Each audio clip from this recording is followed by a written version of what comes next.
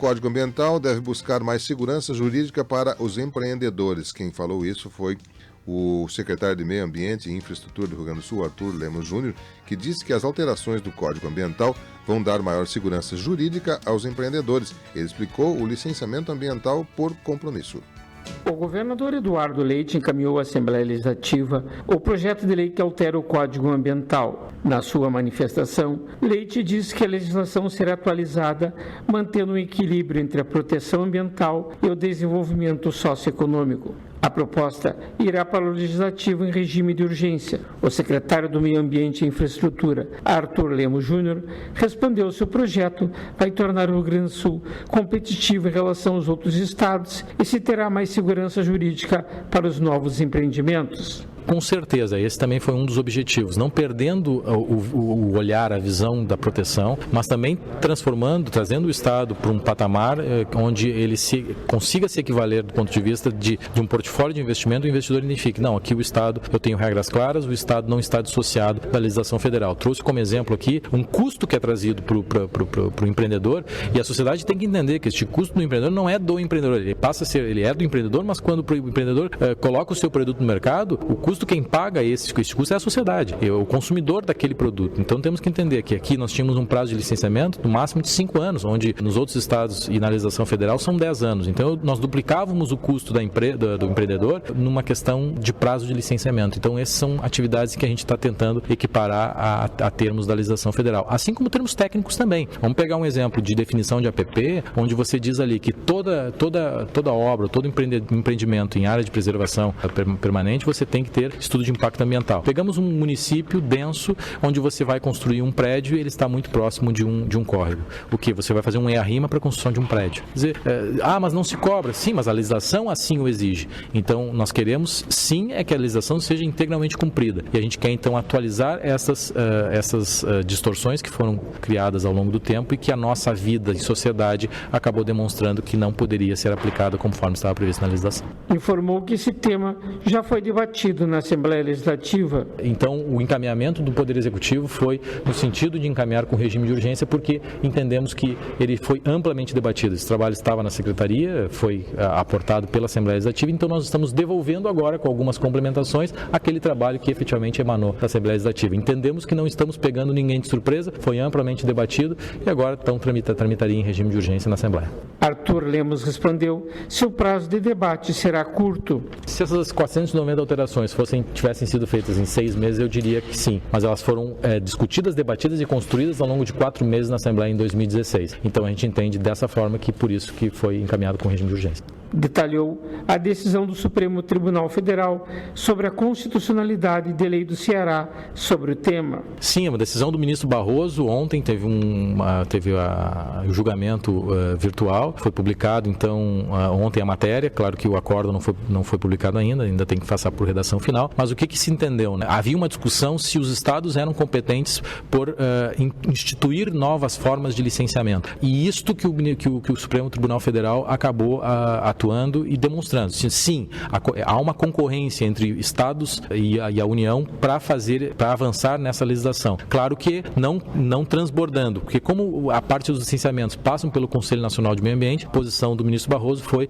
que os conselhos estaduais de meio ambiente necessitam estar atuando também dessa forma. E é o que a nossa legislação traz. A nossa legislação, ela é simples ao ponto de dizer que está previsto o licenciamento ambiental por compromisso e as atividades, os regramentos, como se dará a evolução e o licenciamento dessas atividades, é o CONSEMA que vai definir. O secretário do Meio Ambiente explicou o licenciamento ambiental por compromisso. Auto significa a pessoa, o empreendedor, ele não remete ao automático.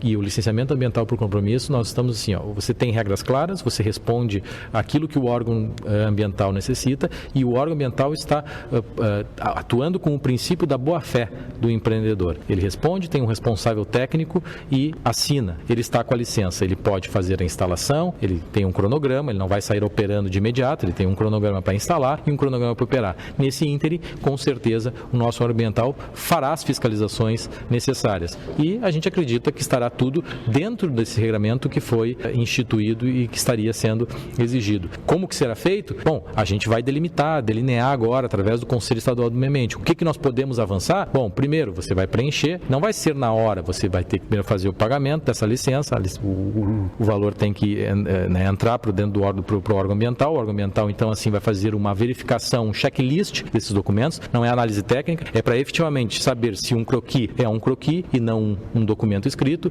e se uma RT é uma RT, se não é um outro tipo de documento. Feito apenas esse checklist, tal qual é feito pela junta comercial, que em 24 horas faz um checklist, ela não avalia questões técnicas. Está tudo ok, a licença está, então. A gente acredita que em 24 horas até 48 é possível fazer esse checklist, e aí a licença estaria expedida. E a partir deste momento, o órgão ambiental estaria já também liberado para fazer a fiscalização inerente à atividade. Este foi o secretário do Meio Ambiente e Infraestrutura, Arthur Lemos Júnior. Para a Rádio Agerte, Eduardo Eliães. Obrigado, Eduardo, que nos trouxe essas informações, ampliando essa questão, que está agora para ser analisada junto à Assembleia Legislativa do Estado do Rio Grande do Sul, né? Essa questão do licenciamento por compromisso, o autodeclaratório, né? Um exemplo prático que existe no Brasil disso é o imposto de renda. Ele é autodeclaratório. Você declara, as empresas declaram, né? Tem uma lista de itens que você tem que preencher. Preenchendo essa lista de itens, a sua declaração é aceita. Depois, pontualmente, ou até por iniciativa da instituição, ela pode revisar se o conteúdo está correto e, havendo erro, você é penalizado. A questão do licenciamento ambiental vai ser, a proposta que ele declarou é a mesma coisa, né? Você assume a responsabilidade pelo que está declarando, declara, cumpre as regras, apresenta a documentação necessária, projetos, pessoas, entidades ou pessoas responsáveis pela área técnica, faz todo o processo ali. Só que em vez de você ter que esperar passar primeiro pela vistoria dos documentos para depois você começar a iniciar a sua atividade, você, cumprindo os prazos que a legislação for estabelecer, após toda a documentação ser entregue, pode iniciar a atividade desde que ela esteja cumprida aqueles rádios. E depois, nesse inteirinho, né, e provavelmente no período em que está sendo feita a preparação, os fiscais deverão até fazer a fiscalização. Havendo irregularidade, fica embargado e fica, enfim, há vários problemas legais. Mas não há necessidade de que primeiro ocorra a fiscalização para depois você ter o início do trabalho. Essa inversão, quer dizer, a presunção da honestidade, né? A presunção de que a pessoa que está fazendo a declaração está agindo corretamente. E isso, a maioria, ou quase que o mundo inteiro, funciona assim, né? Eu lembro que as primeiras vezes que utilizei de alguns serviços fora do Brasil e havia essa presunção da sua inocência, da correção das suas ações, até nos surpreendia um pouco, porque não é, aqui no Brasil normalmente você tem que primeiro provar que você é honesto para depois você ter sequência na atividade, né? E no mundo inteiro é o contrário, você declarando que você é aceito que você está dizendo a verdade, né? Se porventura você não estiver dizendo, você vai ter que arcar com as consequências. Bom, mas